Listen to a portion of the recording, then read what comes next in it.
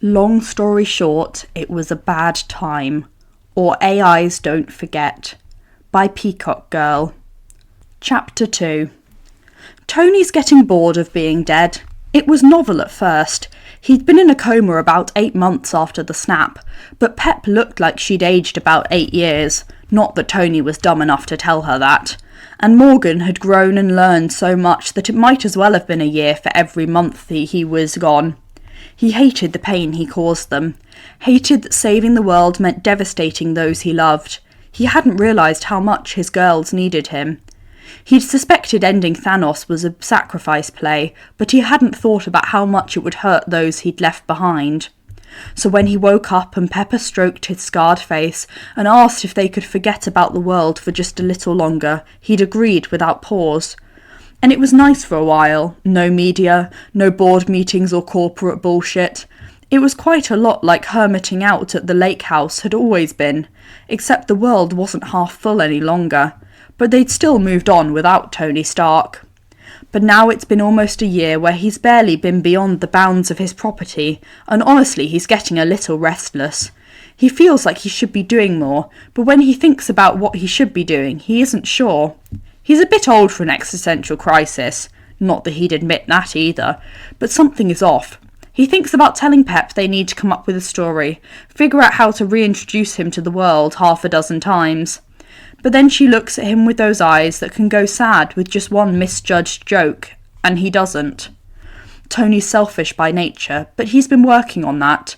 Learned a few things over the years, from team-ups and team breakups, and wooing his complex, endlessly patient wife. And from fatherhood, of course, which he'd been sure he would suck at, but somehow excelled, even when Morgan was born in a world in crisis. When Pep had thrust her in his arms, he'd expected them to shake, but they'd been steady, even through the tears he can't remember why he'd cried. It wasn't just that births were emotional. There was something else, tearing his heart apart and mending it back together. It's easy to blame Howard, but that doesn't feel right. His memory of that critical moment feels distorted somehow, like something is missing. It grates, like dragging his knuckles against glass. But selflessness. Tony's working on that. So even though he thinks more and more about declaring himself alive and rejoining the world, he knows Pepper isn't ready, so he devotes himself to his wife and daughter and tells himself that he's happy. He certainly is happier than he has been most of his life, even if one of his arms is metal and half of his body scarred in a badass way that nevertheless takes him out of contention for world's sexiest man. He is clean, he is sober, he is loved. And the threat that's been lurking over him for so long has come and passed. Half of the world lost, yes, but half the world regained, and somehow in the midst of it all he'd found a way to build a life, even within his own failure. All those destructive tendencies that had fueled his youth and early adulthood seemed like a lifetime ago. He no longer even remembers why they held any appeal. Perhaps because whole chunks of those years are missing, because he was too drunk or high to retain the escapades. He's fine with that, less guilt that way.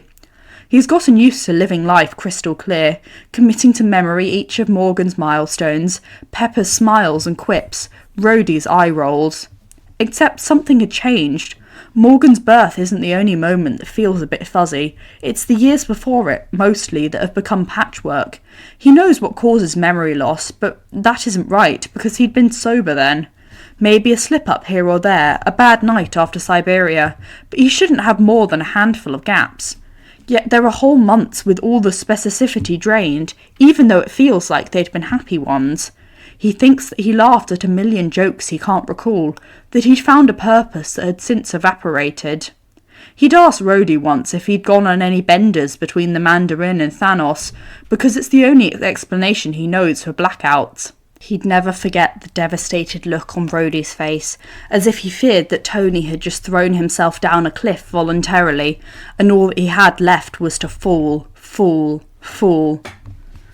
Are you okay, man? You've been so good, but if you're having these thoughts we can get ahead of it, get you help, and if it's too much in the cabin all the time. Christ, platypus, I don't want to drink now, he'd snapped, and Rhodey had started breathing again. I'm asking about years ago, because there's stuff that I don't remember right and it feels important. But if I wasn't drinking, why can't I remember it?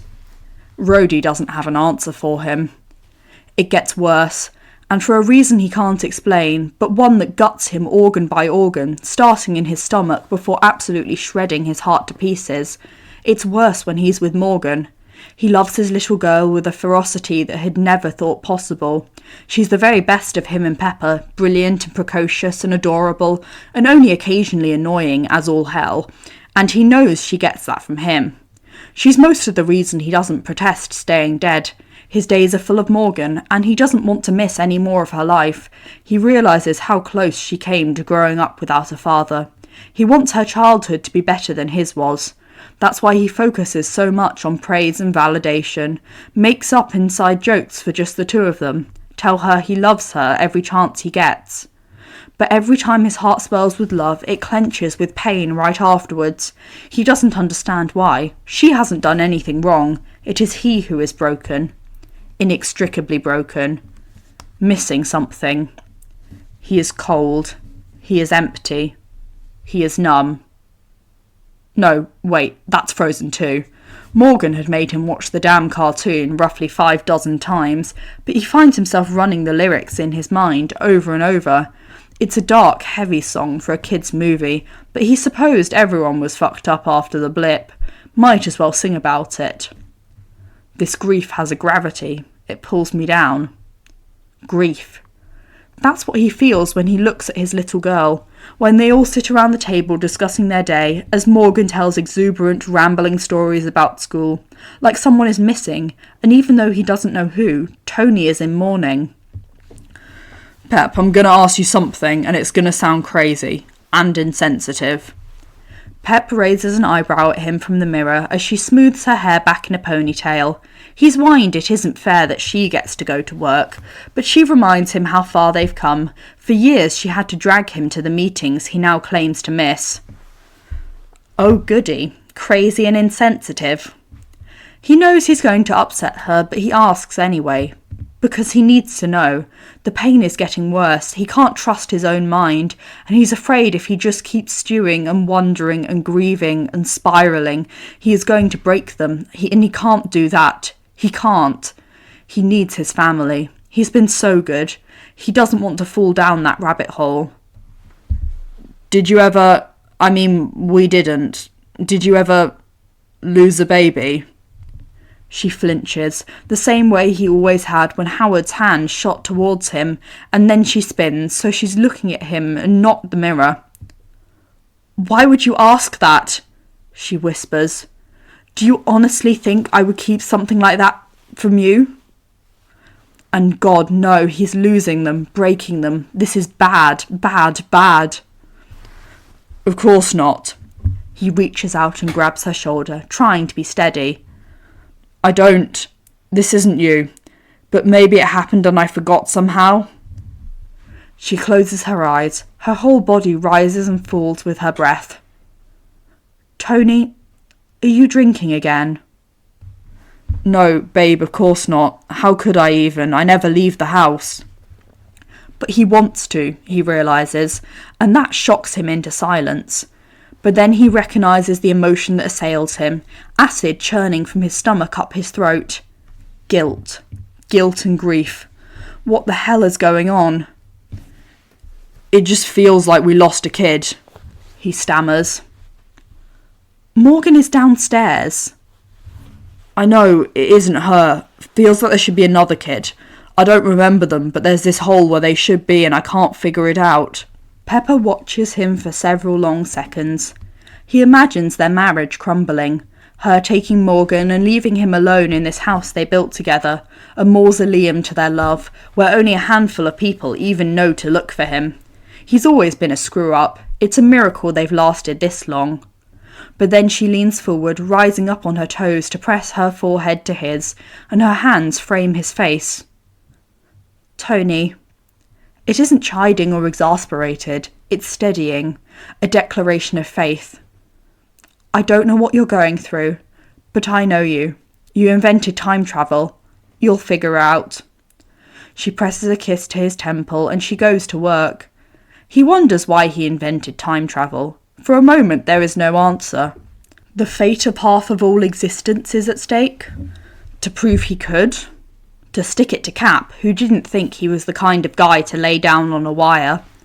All reasons that might have been true at some point in his life. Not when Morgan was at stake. Not when messing with time could have erased her. He had told the Avengers no. Why had he changed his mind?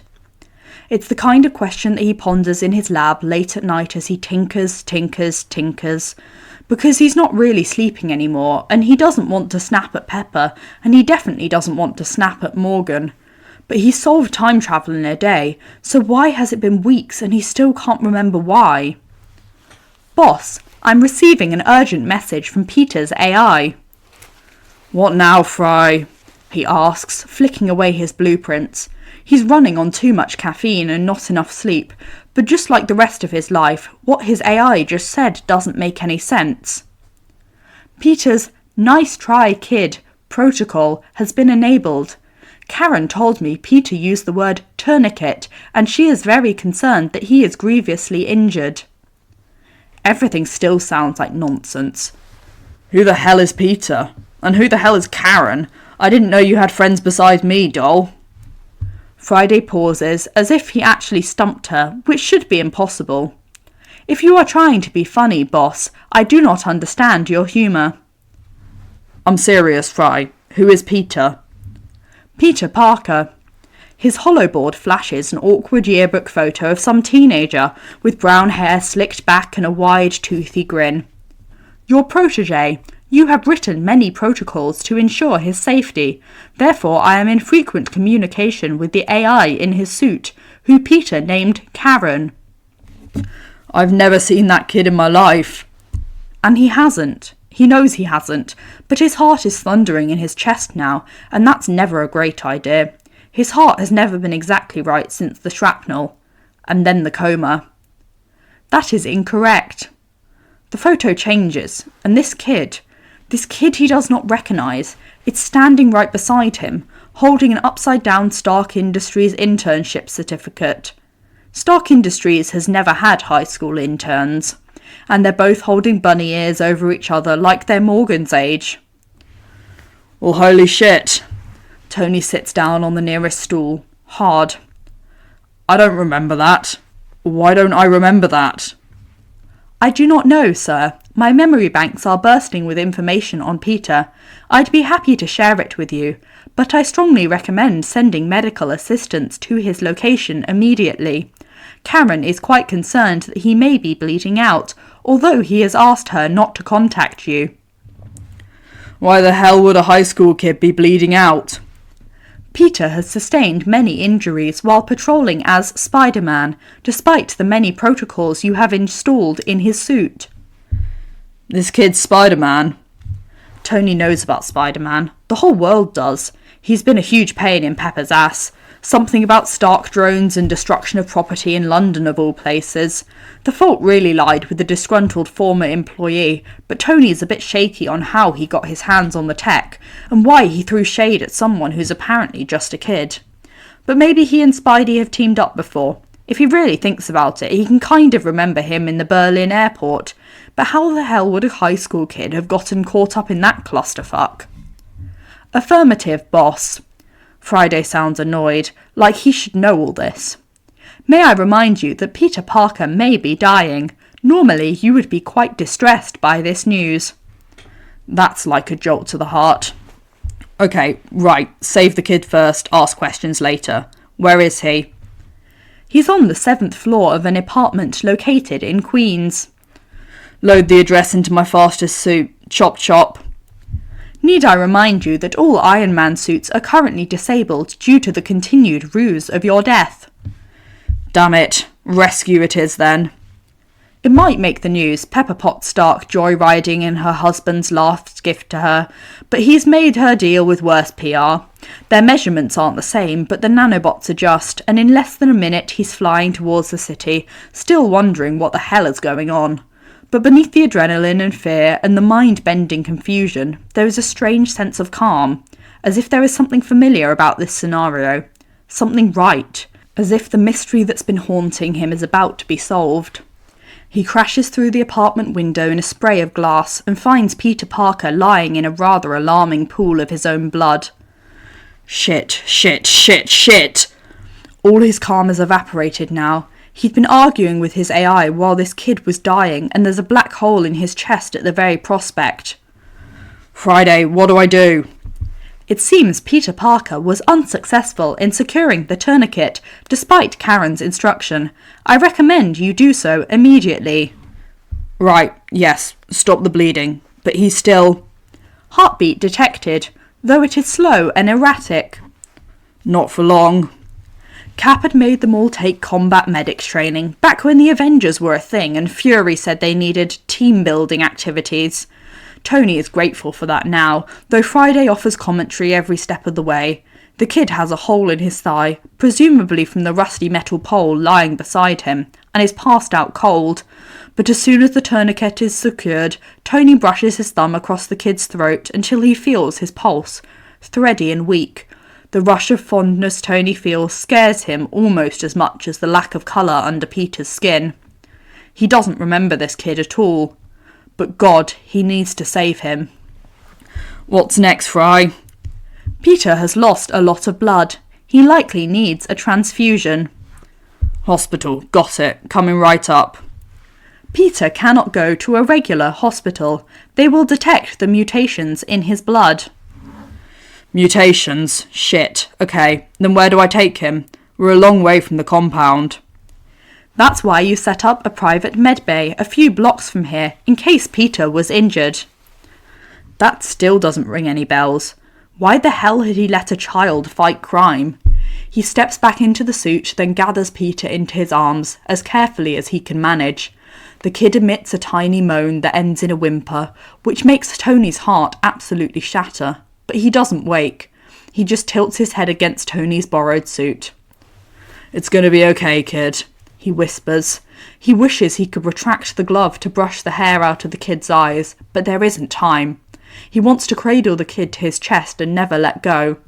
He doesn't have a clue who this kid is. There are no memories to go with these feelings, but these feelings are so strong that he might crack right open.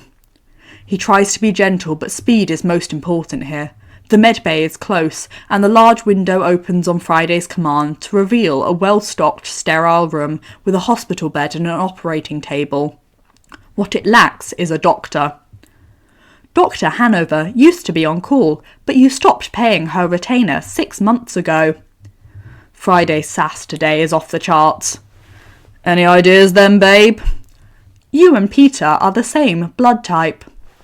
He looks down at the child in his arms, all blood and shadows, too light, yet carrying too much weight on his shoulders.